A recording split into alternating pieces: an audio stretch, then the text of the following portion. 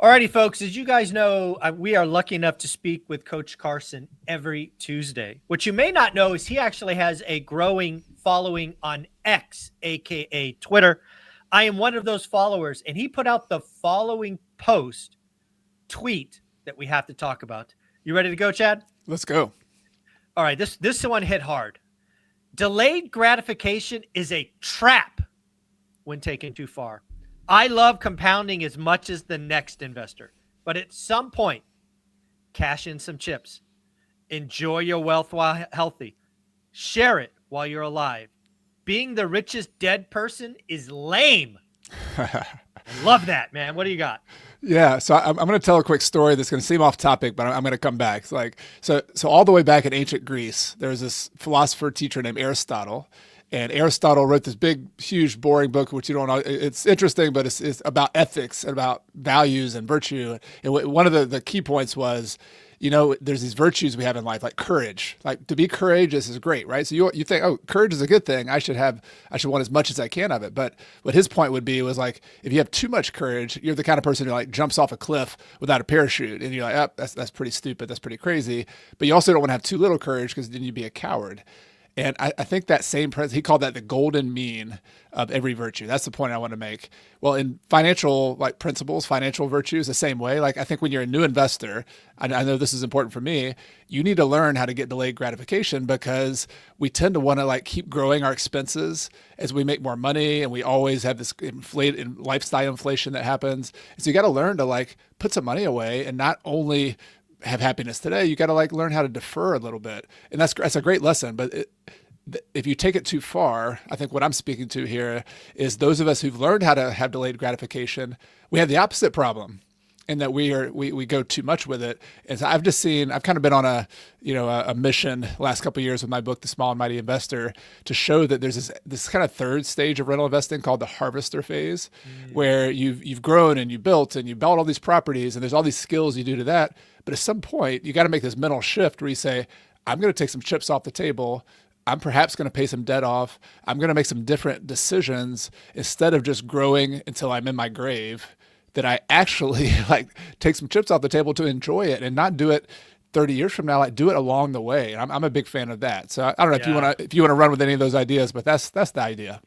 No, I think it's something that if I had to do over again, I would do differently. And again, taking chips off the table, enjoying the journey, it doesn't have to always be about money, right? I was just so focused on the grind, on the next deal, that I didn't really look up, to appreciate how far we'd come, right? I didn't turn around.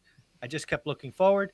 I didn't make it enjoyable for my family. Like one of my largest regrets is we didn't really take a great vacation with my daughter, right? Olivia and I are lucky enough to do some crazy stuff now, but Teresa never really got any of that, right? It was just, there's things that in hindsight I wish I'd done differently, and it would not have stunted our growth at all. It just would have made it more enjoyable, more of a family thing. And then kind of lastly, one of my biggest takeaways from going on these ridiculous trips is you get to be around people who have, the same kind of wealth or more. And most of these folks are decades older than Olivia and I. And man, most of the time you're talking to them, it's all about regrets. I don't want to be 85, 90 and only talk to some 50-year-old about my regrets.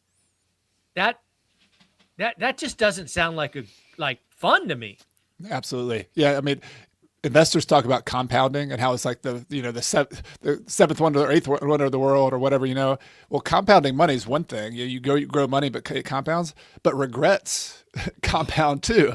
Like if you don't do something when you're 29 that you never have a chance to do again, and particularly with relationships, relationships have expiration dates. Yes. You and I are both parents. My kids are in middle school right now, and I read something that almost put tears in my eyes the other day, where you spend 75% of the time you will ever spend with your kid by the time they're 12 years old. Oh. And I was like, stab me in the heart. Here we go. My kid, my youngest is almost 12. In a month.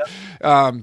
And then you spend 90 or 95% of your time with your kids by the time they're 18. Yeah. And it's just, we all know that, intellectually, but like feel that. Like, so if you're a parent with young kids, or you're, you're a parent, you're anybody who has older parents, like there's an expiration date on things in life. And Yeah. so I think the point, it's not an easy balance to figure out, but that's been my mission, is like, real estate investing and investing in general is not about being the richest person in the room. Like, we don't need to be the Yeah. 100 millionaire or the billionaire to have 100% amazing life. There's some number that helps, right? You need to get to a threshold here, but to like sacrifice all of that just for a number on a piece of paper that you're probably not going to spend all of it in anyway is ridiculous, when you sacrifice the things that actually matter in the first place. Like, did that make any sense? No, I love this conversation, and this is really what you brought to us, back when you spoke at the original ORAD event in Vegas. Is just this idea, real estate investors, real estate meetups, real estate events. It's always about growth, go, growth, leverage, leverage, leverage, compound, compound, compound, and you're like, know your number, know what's enough, right? You told the story about spending, I don't know what it was, a year in two different countries, and just that experience your kids will always have and always remember. This is Chad leading by example, right? There, something I've come to adopt after your talk was, there's growth mode and then there's chill mode. And don't be afraid of chill mode. Chill mode's all right. It's okay. Yeah. And it actually, the irony of that is that I feel like I've grown more as a result of taking time off. Right? It doesn't, I mean, on the surface, you're like, no, you got to keep going if you want to grow more. But by me taking time off, like taking a step backwards, I came back refreshed. I came back with energy. I had more ideas. I was able to pivot. I mean, so it's, but even if that were not true, like I remember, this is my thing. Travel is my thing. So like we went abroad and lived somewhere for Agreed. 17 months. And so it's not for everybody, but there's something I bet everybody wants to do that you're thinking 30 years from now, I'm going to do this. Whatever that thing is, whether it's like building a house or taking a job that you really love or traveling, like that's what I'm talking about, doing that sooner. I remember I had the consternation. I was like, oh man, I don't know if we can do this trip. I can't get away. I'm going to be sacrificing this growth, all of this. I remember like a month into the trip thinking like, I can't believe I almost didn't do this. Like how ridiculous it would have been. Cause it was such a life-changing thing to press pause on life and just take some time off and do something different.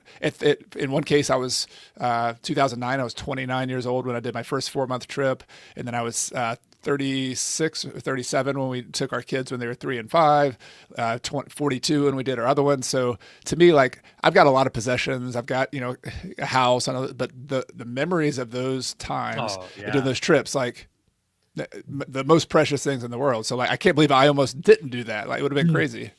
Yeah, I think that's amazing. But let's also talk about something you're doing now. I know you, like, one of the things that you do, kind of volunteer work, is you're helping map out, what is it, new bike paths and paths in your area. You're finding ways to do something meaningful for the community.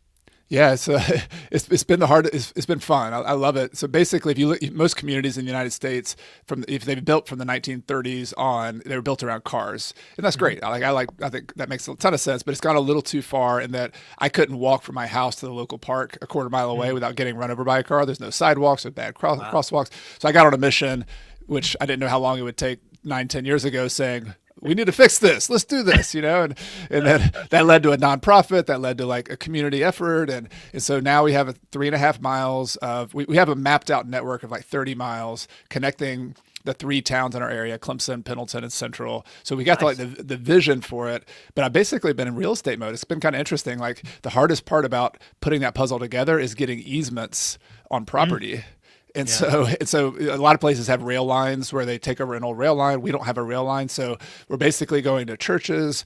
We're going to the state DOT, the Department of Transportation, to get easements on the side of the road.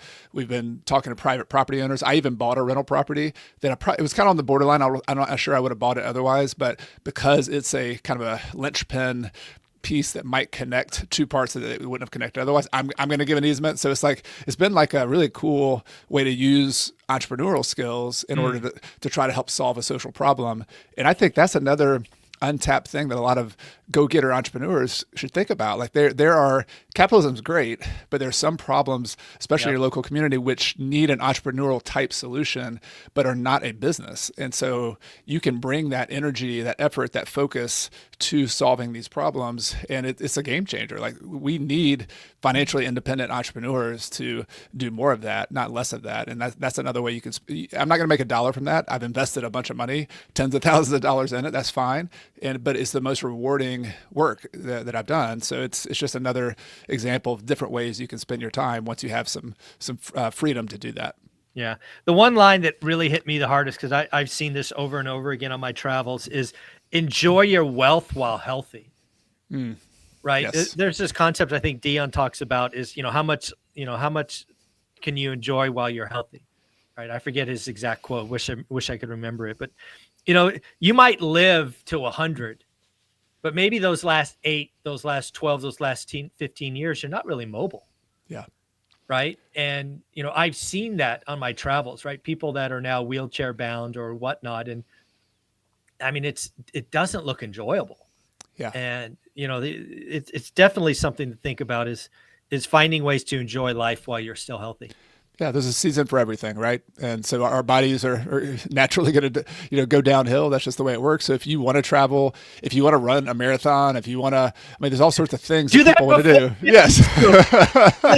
Don't start when you're 80, all right? But no, yeah. I know there's people who run marathons when they're 80, but I bet they started when they were. It wasn't their 50. first one. So Michael's going to be running marathons, for decades to come. I imagine, right? Tell me about that. I want to hear more about it sometime. There you go. Yeah. So, it's just, I just want people to realize, because again, one of the biggest things that hits me is when people are worth 20 million plus and all they want to talk about is regret. Didn't do this, did this too late, stayed too long. It's just, folks, I guess one thing, I think I heard Gary Vee say this years ago, if you ever get a chance, go to an old folks home and just sit down for a couple of hours and talk to them. And you will really quickly understand the power of regret.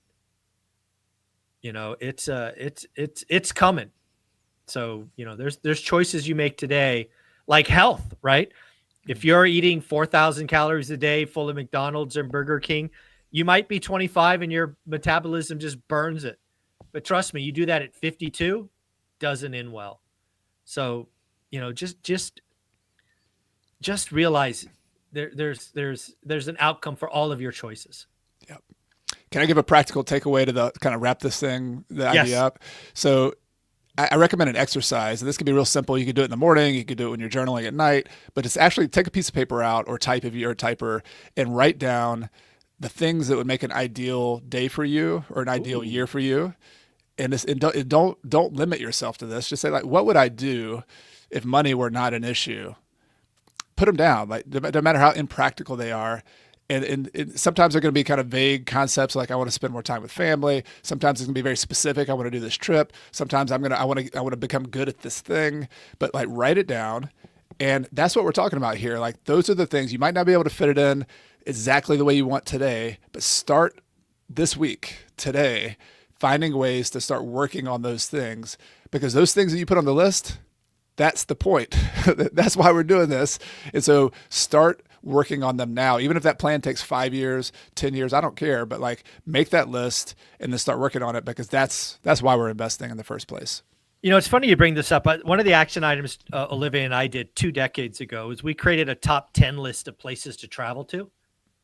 And last year or the year before, we actually crossed off the last 2. And That's cool. I still have the paper from, our, like, cause we both wrote down 10 and then we prioritized and we mashed them together. And it's like, we got to do that again. Yeah. Yeah. Pretty cool. Love it. Well, folks, if you want to be a part of Chad's, Coach Carson's world, he has a weekly newsletter that he's been writing for years and years. Go to coachcarson.com/newsletter and sign up today. Thanks, buddy. Thanks for having me, Michael. You got it.